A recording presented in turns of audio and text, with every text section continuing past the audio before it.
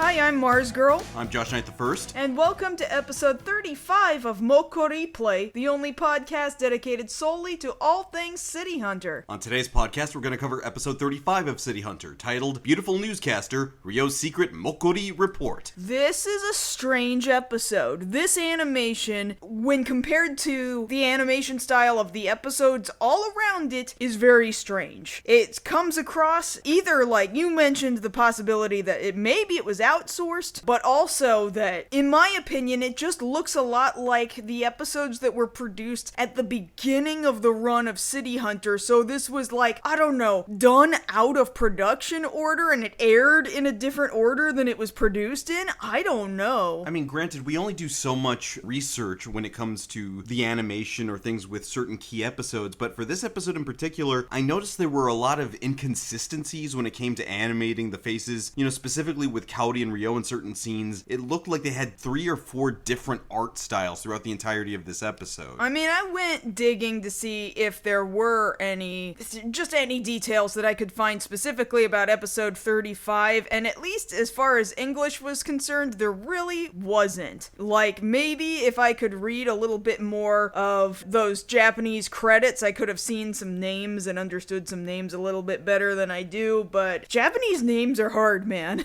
Well, given the time period, there's any number of things that could have been going on during the making of this episode that could have led to it looking the way it did. We just noticed it was, very noticeable throughout the entirety of the show. Now, as for the plot of the episode, I actually kind of like the interplay between Cowdy and Ryo this week. It's actually pretty strong. Sure. The fact that Kaori is even there suggests they already knew Kaori was coming whenever it was this was produced. However, they gave Ryo that old, trench coat that he occasionally wore near the beginning of this season's run. And admittedly, there's a lot of art that's been produced for the show that has Ryo in that particular trench coat. But he does not wear it very often at all. No, he There's doesn't. one standardized set of clothes that he's got, and then suddenly City Hunter 3, I think, he's wearing that stupid ugly white blazer or whatever. It's ugly. I don't like it. It's gross. The more modern looking jacket, I don't like it either. Yeah. And it's the only time they really tried to super mess with the design. To be fair, it's a little closer to the manga, if I am to be honest. This is true, but as far as the anime goes, that blue blazer, red shirt, black slacks combination became iconic for Ryo. Right, exactly. It's the only version of Ryo that they've got used in Jump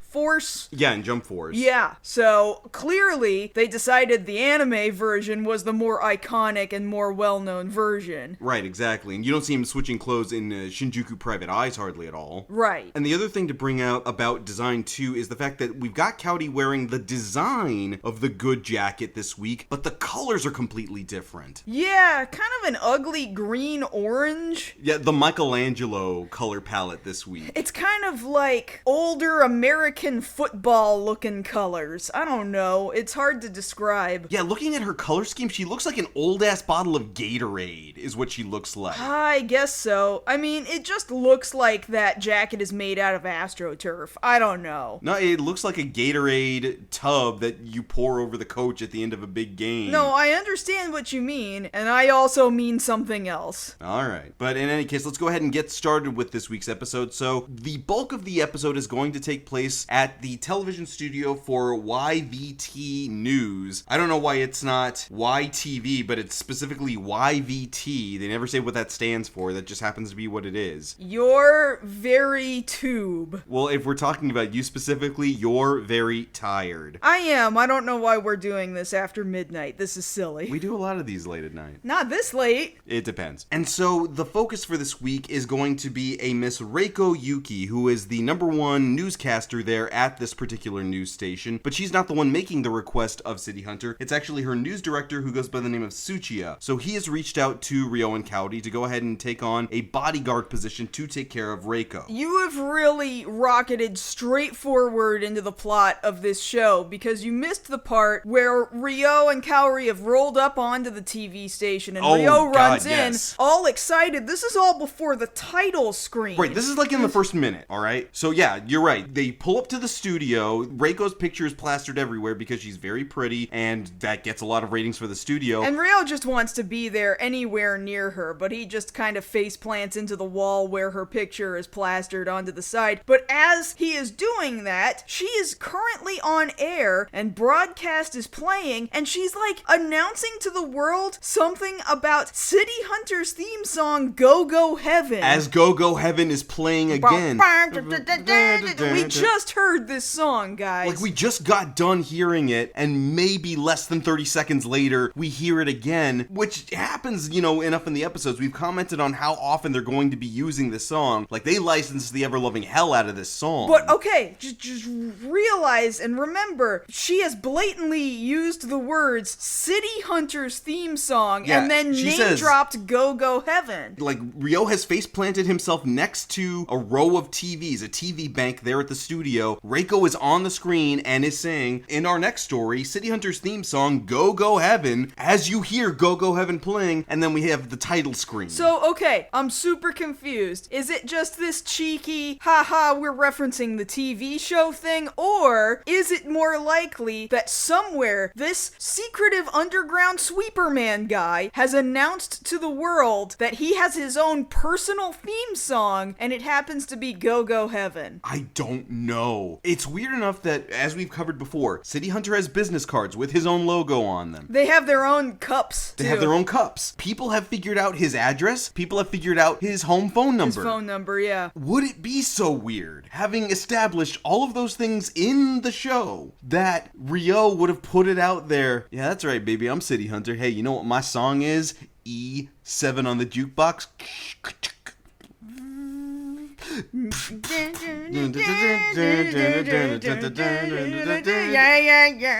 Like, would that be so weird and out of character for Ryo? I don't know. I just really wish he had picked another one of his songs.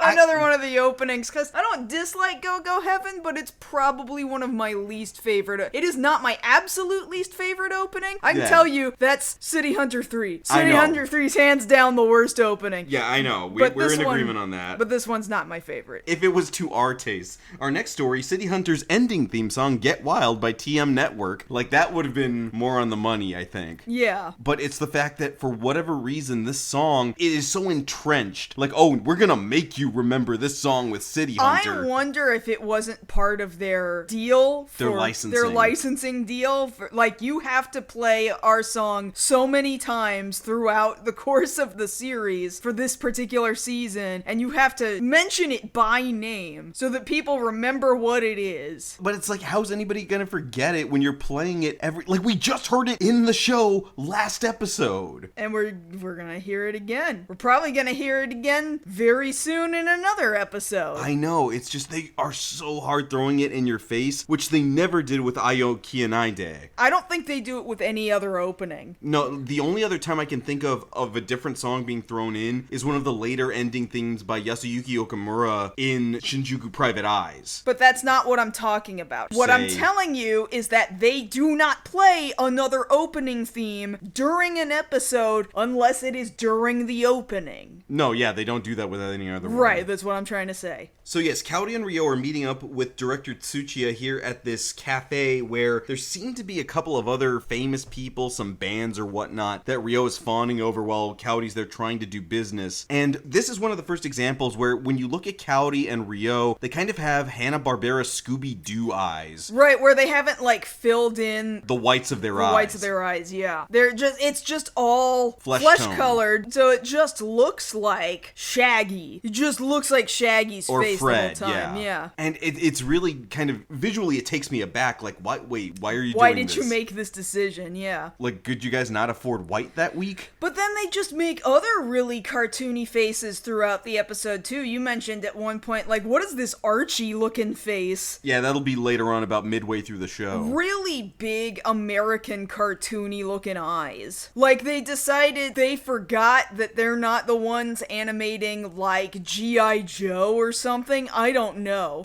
Now, that was Toei. Yeah, I was about to say, that was Toei specifically. Oh, I know. And all I'm saying is... Although, wait a minute. Because this is Sunrise. Oh, wait. Hold on. Okay. Sunrise worked on Centurions, Exo Squad. They did work on G.I. Joe the movie. I had a feeling like I remembered for some reason Sunrise's name being attached to G.I. Joe. Inspector Gadget, Jason the Wheeled Warriors. I don't know what the hell that is. I don't know what this thing is here. Oh, Siegfried and Roy. Oh, they're cartoons. But Centurions, though, I remember watching that in reruns on Cartoon Network. That's right, Transformers the movie. They're on Transformers the movie for in-betweeners and stuff. So what I'm saying is, it's like they were in American animation mode and they forgot to go back to Japanese animation mode. That's what it feels like to me. Only so much, because when you compare some of these shots, it doesn't look like things like, say, Centurions, which fits about the time frame. Because admittedly, if you were to draw Ryo or Cowdy in, say, an episode of Centurions, they could kind of blend in pretty easily. But the way they're drawn here in this first scene with this correspondence with the news director, they don't look like themselves. They look like Hanna-Barbera. No, I agree. I agree with you. I'm just telling you, do they not look like American cartoons, regardless of whether or not they look like Centurions? Well, more like they're using American technique. Right, that's what I'm saying. Yeah. So visuals aside, director Tsuchiya breaks it down for them that their number one news anchor, Reiko, is working on a very dangerous story involving a political plot and money being moved around in secret, and it's very, very dangerous. Also, Yakuza are involved. Yeah, Yakuza, gangsters, dirty money, all of these things, and it's very necessary that a bodyguard be involved if Reiko is to move forward with it. Now, immediately, Ryo wants to go ahead and say yes because, as we've already covered, he is absolutely smitten with Reiko. She is so beautiful to him, and really to everybody around there. Right. He also, however, while they're there meeting with this director guy, they're in the same room like a dining area as a whole bunch of other really big name pop icons are also in the same room. Right, so, like we just mentioned. So one of those groups, he mentioned like in English, the translation, the subtitles say Meow Meow Club, but it's that he says out loud Nyan Nyan Club. So, I mean, obviously you're going to translate that Nyan is meow. But in looking it up, it was probably based on an actual existing Japanese pop group. I kind of looked into it a little bitty bit. Onyako Club was another Japanese, at the time, a super group that existed. And when we say super group, like you're thinking AKB48, there weren't that many girls, but there were kind of a lot of girls. And it was in the 80s, so it would have been right about at the correct time. And then there's also a four-person boy band called the Chakaris that he points out, but we couldn't seem to figure out who they were based on. I feel like they probably were based on a group that really existed. I just don't know where I would begin to look. Yeah, the thing about it is a lot of smaller groups in the 80s, some of that stuff unfortunately is just kind of lost to time. Oh, they just up and disappeared. I mean, I'm sure there's lots of people in Japan who have record of these people existing, but like, there were so many flash in the pan groups. Exactly. And then they just disappeared, which I guess is not to say that does not still happen. Oh yeah, that absolutely still happens. There's even a bit about that in Yakuza 6 or 5. I think it's Yakuza 5, of the subculture of flash in the pan idol groups or idol girls that only existed for maybe about a couple of months to a year, and then they disappear, so all of their stuff is highly sought after by collectors. Right, exactly. And a lot of that is actually based in that culture, just the way like over here, Disney pin trading is a thing. Oh, something existed for maybe a month or two, and then they took it off the market. It becomes that much more valuable. Certainly, there's some person out there over in Japan who has an idea of who the Meow Meow Club and the Chakaris were based on from the 80s. Well, I'm pretty convinced about the idol group that we found for the girls. I just don't know about the boys. Right, that one was just really hard to come by. Yeah. In any case, so Ryo decides, oh yeah, I will absolutely take on this case. I would do it anyway. She is just so beautiful. And as he is saying this is when Reiko decides to actually join the meeting, and then immediately slaps Ryo for having said, oh my god, you're so beautiful, I watch all your newscasts. And I tape them when I'm not watching them live. Well, the truth of the matter is, she does not want attention for being pretty, she wants attention for actually doing a good job. Right, she wants to be known for her stories, not her looks. And as such, this seems to have brought up a kind of violent streak in her, because she is constantly slapping Ryo, whether he has done something something offensive or not. Well, I mean... Now, to be fair, some of these are actually pretty warranted. It's just the immediate response is a slap every time. Cowdy, with one exception, doesn't actually bring out the 100-ton hammer this week. I thought it was kind of weird, the animation decisions they were making, because there were a couple of times where she slaps him and his face does not go in the correct direction of the slap. It goes in like the opposite direction of the slap. So again, interesting, I shall say, interesting animation decisions this week. Yeah, not all of them are bad, although I do think the not going in the direction of the slap is bad. Yeah, it's the same thing in like stage combat. You want to make sure that when you're acting out something on stage, you're selling, or if you're thinking about wrestling, right? You have to sell in the right direction. If somebody slaps you going left, your face goes left. You don't go right. It's like the joke of, not a joke I agree with, but a good actor, slap goes in the direction of the slap. Bad actor, slap goes in the direction opposite of the slap. Blonde actor, slap just kind of looks up and all around. Being from Texas, that joke was applied to Aggies instead of blondes. Oh, okay, I understand. People from Texas will understand that reference. Well, if you're from UT, I guess, sure. Yeah, if you lean more towards UT, but we're not going to get into that. Okay. So, the next day at work, Reiko is ready to go out and go ahead and do this dangerous story covering the politician getting money from the yakuza. The unfortunate thing is she needs a cameraman, and who do we have as a cameraman for her today? It's actually Ryo. The reason being, Reiko, even though she is absolutely adamantly against Ryo working with her, Ryo is actually not contracted to her specifically. He's contracted to the station via Tsuchiya, so he's agreed with the station, I will be your bodyguard. So there's nothing she can do about it. He's on the assignment from her superiors. Like, he has gone over her head. On top of that, none of the other cameramen, he lets us know, none of the other cameramen at the station want to take on the story because the yakuza are involved, and they're all scared. Well, Ryo's not scared of the yakuza, we know that from previous experience. But they go down to see the yakuza. To the Gokudo Rengo group. And just go and hang out outside of their gate, where there's a handful of them just kind of standing there. And there's this real big ape-looking guy out front. Right. Like, these guys look like Yakuza. Like, the stereotype of what a Yakuza looks like, yeah. Like, these guys are the guys you would see in Kamurocho all the time in the Yakuza series. Certainly Yakuza 0, because 80s Yakuza. Exactly. So, immediately as Ryo starts filming these guys, as they're threatening Reiko, he steps to him, you know, as they're being like, hey, step off, we don't want you filming around here. And she's like, well, I'm not leaving until I see your boss, bring him out here. And then when the big guy's like, why you little, Ryo steps in with the camera and thrashes the big guy and two little guys, which makes sense. He's doing what he's being paid to do and being a bodyguard. Right. The problem is, it's the thing Ryo says after he does that and the guys go running off. He turns to Reiko and says, see, this is why a woman shouldn't be doing this report alone. And that's a kind of sexist thing for him to say, so of course she slaps him yet again. I mean, she goes to that kind of a lot. That's a little worrying that that is her reaction all the time. Mind you, it's not like I don't think Ryo didn't deserve some sort of a reaction. It's just, okay, enough with the slaps. That's all. Right, because the way it breaks down is, did Ryo say something out of line? Yes. Did he also do his job? Yes. He just didn't need to say it that way. He's like, this is why I should be here, is more what he should be saying, because you need a bodyguard. But either way, Reiko seems to have this very steadfast approach to this that, no, I need to do this all by myself. Mm-hmm. Even though clearly she would have been overtaken by these three guys. Yeah, she really does need him. I understand why she wants to feel like, well, I'm just gonna get through just by just powering through this. Just really being forceful, being aggressive, and they're gonna talk to me. I wish it worked like that. No, see, I seem to recall many years ago, having that mentality about certain things can help to a point, but then at a certain point, you have to know how to play the game. Right. Like,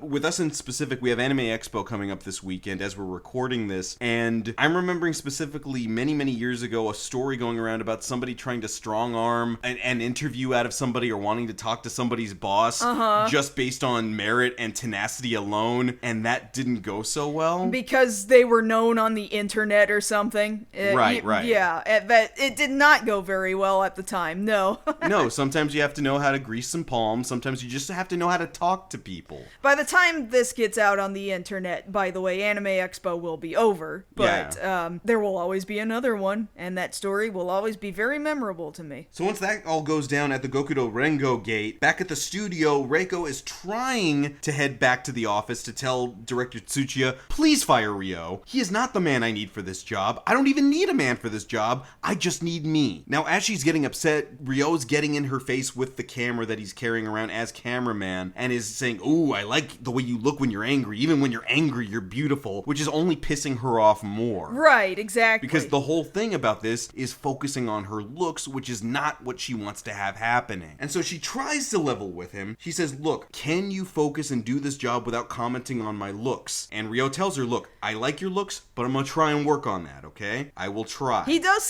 comes off very encouraging, but I mean, we know Ryo. She doesn't really know Ryo. Well, she's about to. But yeah, so she's like, okay, I mean, that sounded pretty good. If he's actually gonna be a decent enough guy, okay, then great. And she goes off into the locker room to get changed, and she takes off her shirt, and as soon as she opens up her own locker, hi, there he be. He's just in the locker with the camera rolling, and then we assume he gets slapped again because we hear the noise. Like, large 80s camera, too. Not only is his entire body in a locker, but a large 80s camera is in there with it. An April O'Neil camera. Right, exactly. You know how big those cameras were. If you thought camcorders, like personal home camcorders, were big at the time, it's at least that big. News cameras were way bigger than that. On top of that, I'm shocked that, were they really that portable at the time? I thought they had to be connected to a cord, at least connected to a satellite van at the time. If they're using a beta or a VHS old one, they weren't that small. They'd be slightly bigger, because I used to work at a TV production project many years ago where I was a grip, and those cameras are heavy as hell. Right. You know, and this is before the conversion to digital. You know, you're dealing with tape. No, those things are heavy as hell, and we know Ryo's strong, but it's just the fact that for size's sake, that locker was big enough to fit not just the camera, but also Ryo. Well, what I'm saying is, when I'm talking about portability, it did not need to be plugged into something. But like most older technology, that battery only lasted so long. Yeah. Now, funny enough, as Ryo's getting the crap kicked out of him, Kaori is walking by outside and is like, hey, what happened?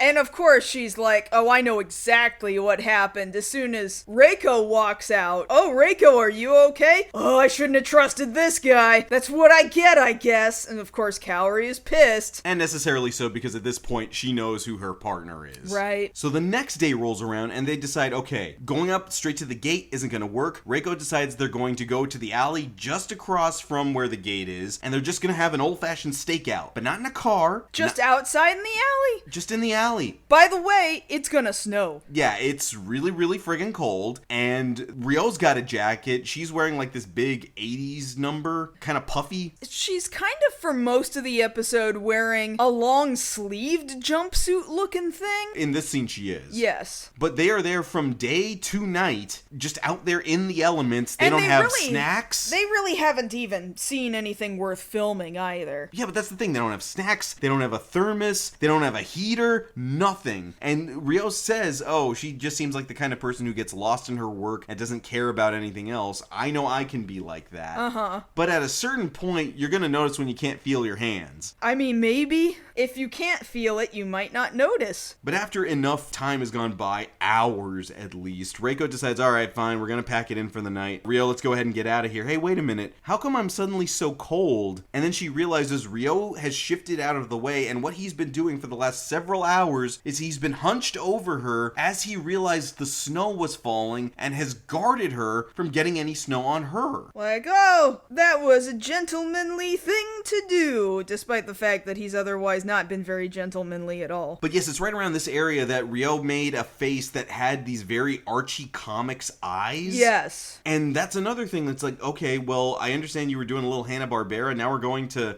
5-cent comics here that you can get at the grocery store. I really don't understand the production production decisions, and I'm still kind of the mind that this was just made in a different production order and they aired it in a different order. Entirely possible. So now we're back at the garage of the TV station, and Cowdy has joined up with Ryo and Reiko. They're heading over to Reiko's car. We do see in the background that the Fiat is parked there, so they're taking Cowdy's car this week. Right, it sure does seem that way. We don't ever see them actually riding in it, I don't think. No, we saw the Mini Cooper at the very beginning, and now we're seeing the Fiat. Yes. And so as they're making their way towards Reiko's car, she realizes, oh, damn, I forgot my keys. Let me go back and get it real quick. And Ryo decides, well, I'm your bodyguard. I need to accompany you. And Kaori's real mad, like, okay, you've left me behind, but fine, I will watch the car. Unfortunately, it's not too long after Ryo and Reiko leave that Kaori screams from the parking garage. And thankfully, though, they're only so far away. They're just like down the hall and around the corner. That they hear the screams, and they come back, and she's being attacked by some dudes. I assume Yakuza dudes. Yeah, because we see here that the head of the Yakuza, who we never get a name for, he's just head Yakuza guy. Doom doom. Head Yakuza guy. Thank you. Yes, I had to do the Yakuza video game thing. That's his name, head Yakuza guy. Doom doom. Which is not the same thing as the Chung chung. The Law and Order chung chung. There's two different sound effects. Head Yakuza guy tells his goons, hey, we can't do any business with that reporter sneaking around. Go take care of it. And so this is them trying to take care of it. So they're trying to hold Cowdy at gunpoint, which we need to have a counter for how many times Cowdy's held at gunpoint. That's true. Because that happens a lot. Which she even kind of acknowledges here in a little bit, too. But even then, there's nothing they can do about it. If there's one thing Ryo isn't going to mess with, it's Cowdy's safety. So when they tell him, hand over your gun, he does at least show off, okay, here's my 357, go ahead and go for it. And then kicks the guy in the nose. And I'm surprised he didn't break his damn nose. But the guy went down, so, it did its job. And so the guy who's holding Cowdy at gunpoint is like, hey, do you want her to get killed? And Ryo's like, my job was to protect Reiko over here, not her. I mean, she's a competent enough partner. She can take care of herself. And now they start arguing back and forth, the two of them, Cowdy and Ryo, like, you should be able to handle this. What are you talking about? Aren't you gonna help me? And Ryo's yelling back at her, yeah, can't you remember how I taught you how to handle a situation like this? With an amateur with a gun on you? Oh, yeah. And so a fight breaks out after that. You see this kind of thing in some movies where the two characters will argue amongst themselves, and then that leads into the fight to distract the bad guys. Mm-hmm. And that's exactly what happens here as Ryo starts knocking out all of the other goons. I think there's like 6 of them there, other than the one that's got the gun trained on Cowdy. Were there really that many? There was a few of them, yeah. I know there were multiples, but like 6. Okay, I'll trust you. I'm gonna trust your memory on that. And so now it's down to the guy who's got the gun trained on Cowdy, and Cowdy remembers the thing Ryo's trying to get her to remember. Which is just basically struggle with the gun just enough to... Well, yeah, because what the guy's got is another snub-nosed revolver, so Cowdy death grips the cylinder to make sure that he can't pull the trigger and fire it, because the cylinder can't rotate if you're gripping onto it that hard. But also, she just kind of moves it out of the way of, doing any harm to anyone, and then just kind of goes, whoop, and let's go. And then he fires it off and knocks his dumb ass back. Which manages to let her get a hold of the gun. And so once this is all said and done, Ryo says, see, I thought you could handle it. And Cowdy remarks, oh yeah, I handled it, right? Because you think I'm defenseless, that's why you told me that. And then it's at this point that Ryo actually says something really deep and meaningful here, is like, yeah, I trusted you. My faith in you is what allows me to fight. And he asks her, do you believe me? And she's like, not even close. But as she says that, the guy who had the gun trained on her gets in his car and tries to mow her down. Mm-hmm. Unfortunately, she trips, and so she can't get out of the way. So Ryo has to take out the front tire of this guy and send him crashing into the wall. Right. Now, after he's crashed into the wall, Cowdy gives her response. Right, which is something more along the lines of, see, I do trust that every time something happens to me, I know that you're going to be there to make sure I'm okay. So they have actually put quite a lot of trust in each other in this episode. But not only that, they're vocalizing it. It's not unspoken. They are saying, I have faith in you. And they're very confident about it. There's nothing nervous about them telling each other about it. It may or may not be romantic. Probably not romantic, but it is a statement of genuine trust in one another that they are not shy about expressing to one another now. But they're both kind of joking with each other after they're saying this very deep statement statement to each other like, do you believe me saying that? And they both respond in kind, oh, not for a minute. But they do. But they do. Yes, they do. And even Reiko is catching on to it like, oh my god, look at the trust they have in each other. There's such an amazing combination, the two of them. Yeah, so she might not necessarily be thinking that they are in a relationship together, because some other people have looked at the way they act and thought, are you two a couple? But Reiko she's at least of the mind of, man, they really work well together. That's great. Which is the thing I like about this episode, is this is the first time, I think, for the audience that we see them working together well as City Hunter. That's true. The unfortunate part about all of this is, since all of this has happened on the grounds of the studio, this is enough for director Tsuchiya to pull the plug on Reiko's story, saying, hey, you brought the Yakuza onto our ground, now it's gotten way too dangerous, we're canceling your story, it's trashed, you're getting a new assignment starting tomorrow, we're not moving forward with this. So obviously Reiko is very, very sad about this. She does that thing where you go out on a rooftop and you go be sad by yourself for a while. And then down in the lobby, as she's still sulking, Ryo's again getting in her face with the camera, but really just to get her to the point of realizing, the UIC on TV is a lot more confident than this and wouldn't give up so easily. Is that you? Yeah, he talks her back into it, like, screw what my assignment is, I am going to go and finish my assignment. Yeah, and it's actually very hopeful the way he phrases it. Yeah, you have a new assignment starting tomorrow, but it's still today. You can do something today. Today still has potential. So off they go. Now, what needs to be done today, thankfully, and Cody's actually going to help out with this, and I love the fact that she tells Ryo, oh, I'm helping out today. I don't want to stay home for this one. Oh, I'm sure she's bored. Yeah. Well, yeah, because how many episodes have we gone through in the last several episodes where she's missing for more than half the episode? Yeah, and I felt like she was missing for quite a large chunk of this one, too, and then suddenly she reappeared, and I was like, oh, thank God, that it's not just about Ryo and Reiko. So thankfully, now that the story's been buried, their plan now is to make sure that everybody knows the story's been buried. And as such, if the Yakuza catch wind that there's no more story and no more snooping reporter, then now's a good time to go ahead and do the illicit deal. Yeah, they're feeling kind of stupid, so let's go ahead and get this all out in the open and get it over with. They have heard that dealings are going down in a very specific, nice, highfalutin Japanese restaurant. Luxury Cooking White Swan. That's the name of the restaurant. Luxury cooking just means fancy-ass restaurant. But really, it looks like an old, traditional Japanese restaurant. And you don't think those can be fancy?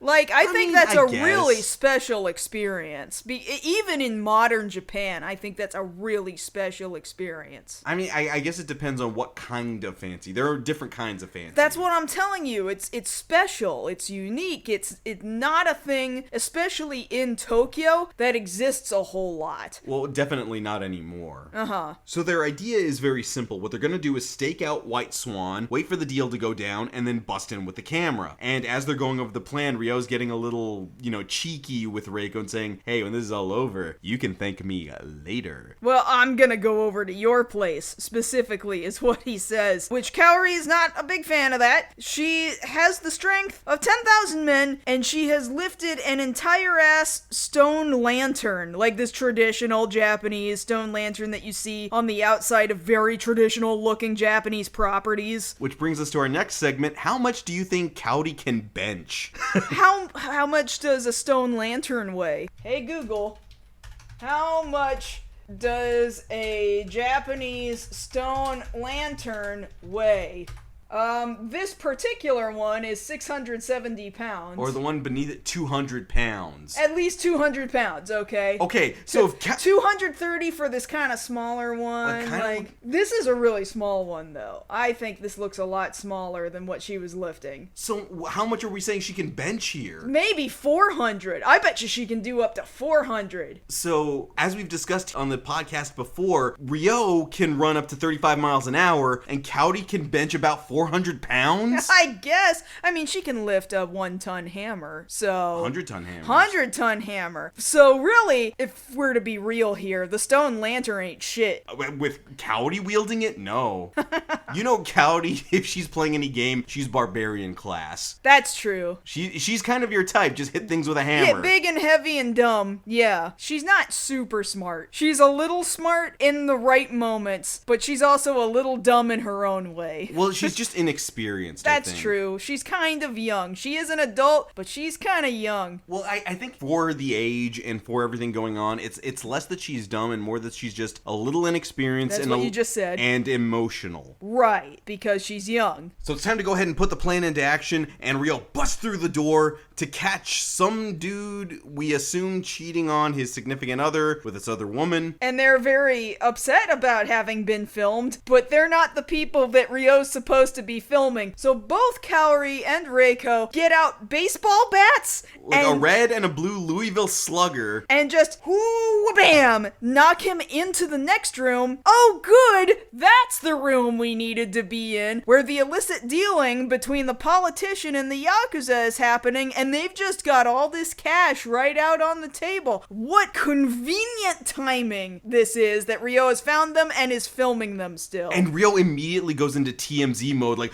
oh my god, what do we have here? It's this politician and the head of the yakuza, and what's on the table? Look at all this money. No, don't try to cover it up. I'm already filming. What's going on here? What's the deal? Is this going to be bribes? Is this what's going on? Like, are you criming? Are you doing crime? And the answer is yes, they are doing crime right now. Yes. They have caught the crime on we don't have you in HD, we have you in 4:3. Yeah, in 360p. At best. Yeah. So naturally, head Yakuza guy calls in his lackeys to be like, hey, I thought you guys were supposed to be guarding to make sure nobody got in here. Go take that guy out. And then, mind you, all the lackeys that show up in the room are half the guys that Rio beat up at the gate at the beginning of the episode, and the other half are the ones he beat up at the garage just a few minutes ago. So they're not especially great, because we already know he can deal with them. And he's like, hey, you guys want to try your luck a second time? And they immediately give up. And they're just like, no, no, we do not. And then the boss is like, well, if y'all are giving up, I'm giving up, damn. And that's it. That's all it needed to be. That it was just that easy in the end. I don't know why we even went through the rest of the episode when it was going to be this easy. Cowdy even says, man, that was really anticlimactic, wasn't it? Yeah, I mean, kinda. yeah, a little bit. But everything's great. Reiko got her story. It's all over the news. She realizes the value of the kind of teamwork that Kaori and Ryo have, and she wants to go off and be a better reporter herself as well. That is a good thing to strive to be. And then we just get the zoom out on Cowdy and Ryo leaving the television station as Get Wild is playing, and that's the episode. What a strange piece of City Hunter history. Just this one was just kind of all around strange. From the style of animation to certain parts of character design to City Hunter has a theme song canonically. Canonically, he has a theme song and a logo. He's got merch. Who does that? I thought he was trying to stay a secret. I'm trying to figure out because Go-Go Heaven came out later. It takes a couple of episodes, like half the season before we get to Go-Go Heaven. And it's like, did Ryo go out of his way to license a song? Or did Makimura posthumously be like, hey, when it gets to this date, I'm signing this up ahead of time. I want people to release this into the world. This is City Hunter's theme song. But then wouldn't you be able to track through ownership paperwork for licensing purposes? Who owns the license to the branding of the City Hunter theme song, Go Go Heaven? I mean, I don't even know. Like, how much extra does that take? Does Ryo himself have to renew the license? Is that why they stopped playing it after a certain point? Did Ryo go out for a TV deal and in universe he went to Sunrise and said, I want you to make a TV show out of me, and I want this to be the theme song to my TV show about me? You're saying that? This reminds me of, I don't know if you ever saw this, there was this one episode of The Real Ghostbusters where they reference the live action movie. Like the real live action movie? Yeah, because they say, it's towards the end of an episode, somebody out there probably knows which one I'm talking about. At the end of an episode, they get news, I think it was an episode where they had to defend a film studio from a ghost, and at the very end, they find out, hey, our story is getting made into a movie, and then they read off, Aykroyd, Ramis, Murray? Sounds like a law firm.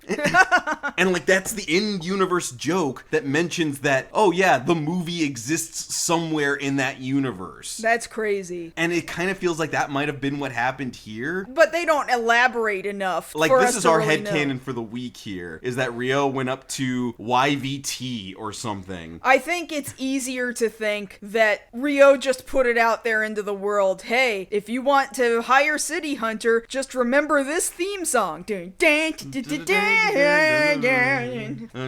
call all XYZ. Just go right XYZ. Like, or something. Just go and put it on the chalkboard.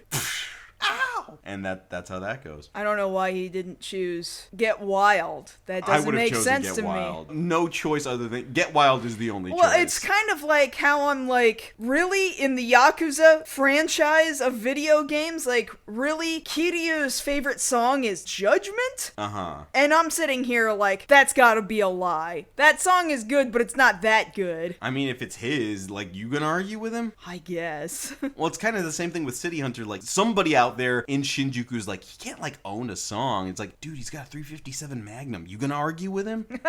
No. But he also owns a Mini Cooper, so I'm gonna try to argue with him. No. No, don't do that. Don't hit the car. He hates it when you hit the car. Fine, let him have the song. All right, it's his. All right, so next week's episode, we're dealing with an all-girls school and Ryo sneaking in, I think? Or he's trying to protect somebody there. He's trying to protect someone who is at that school. But yes. It is weird that he's walking around the halls of an all-girls college campus. I think he does that like 3 times throughout the whole series. Well, earlier we saw an episode of him pretending to be a college professor. That's right. So yes. That's at least another one. Yeah, so that's 1. This will be 2, and I think we get 1 more in like next season. I don't rightly recall, but I will believe you because that sounds like a thing Ryo does. I'm willing to bet that's what he does. Okay. So, come back next time when we cover the 36th episode of the TV series, A College Girl Plays Hardball for Love. Someone is trying to kill me. If you want to catch us outside this podcast, you can always find us both over on Twitter. I'm at JoshKnightFirst. And I'm at MarzGurl. Thank you all so much for listening to our 35th episode of MokkoriPlay. And if you don't come back next episode, I'm gonna have Josh chased down by an angry mob of college women. But I didn't even do nothing!